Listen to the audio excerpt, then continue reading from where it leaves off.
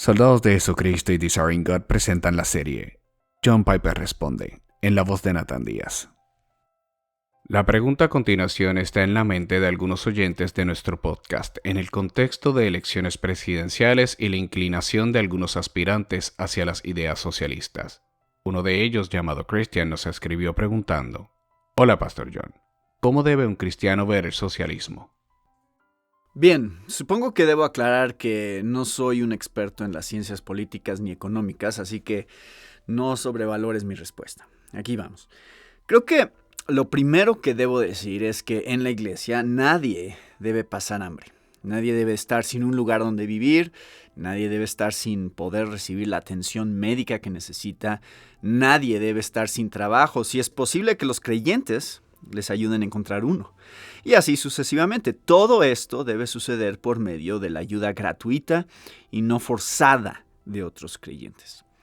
Cuando Lucas escribe en Hechos 2:44 al 45, todos los que habían creído estaban juntos y tenían todas las cosas en común, vendían todas sus propiedades y sus bienes y los compartían con todos según la necesidad de cada uno. Lo que él quería decir es que todas las necesidades estaban siendo suplidas por otros creyentes, incluso cuando tuvieran que vender cosas que ellos tenían para ayudarles a cubrirlas. Y esto se hacía libremente.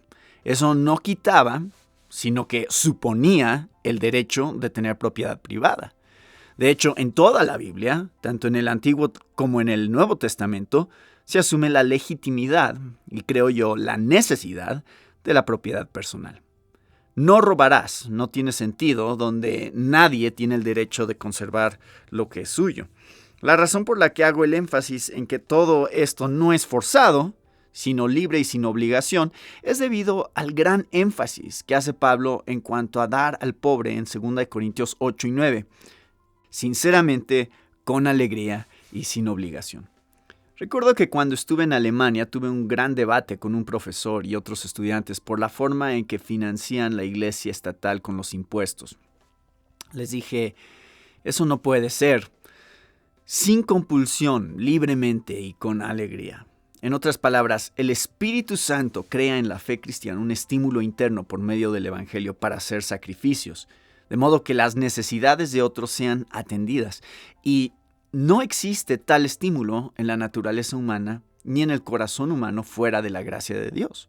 Es sumamente vital que esta clase de amor, misericordia y sacrificios sean con libertad y no forzados, para que Pablo lo haya establecido como principio en 2 Corintios 9 y Pedro en 1 Pedro 5, cuando él instruye a los ancianos.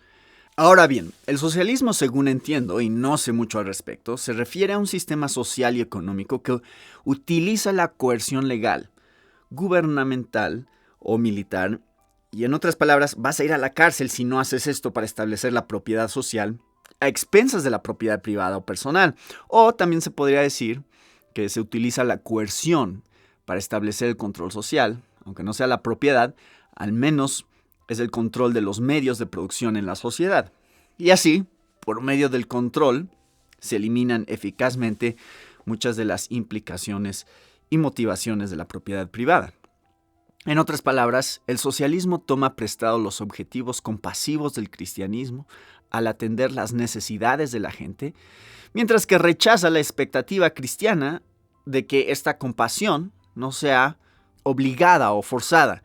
El socialismo, por tanto, tiene su atractivo en ciertos momentos de la historia en la cual la gente es atraída a los derechos que el socialismo otorga, y donde ignora o olvida la coerción y la fuerza requerida para implementarlo.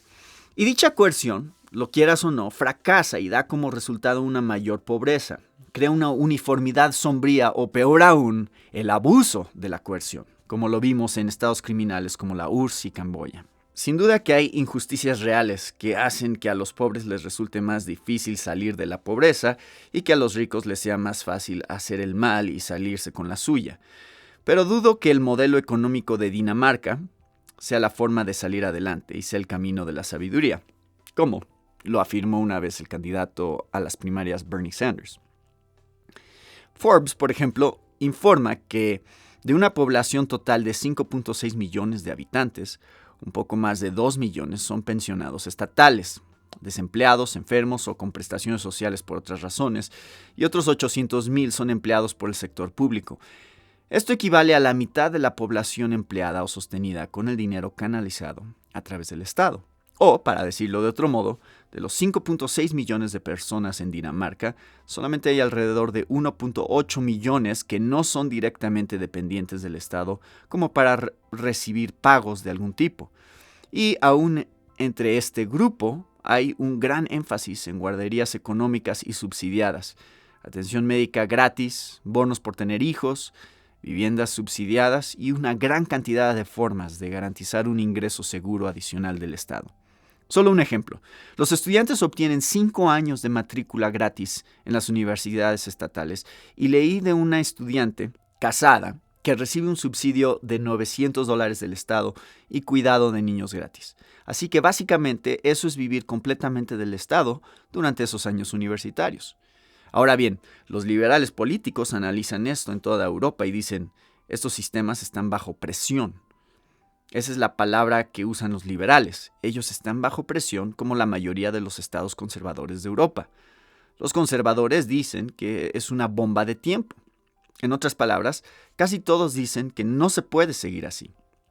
La crisis en Grecia es la predecesora, y sin importar lo enojada que pueda estar la gente al ver sus derechos amenazados o suprimidos, no se puede crear una recaudación de impuestos de la nada. Y la base de apoyo no va a estar ahí de manera indefinida, sin mencionar los otros desincentivos que afectan a las economías socialistas a largo plazo.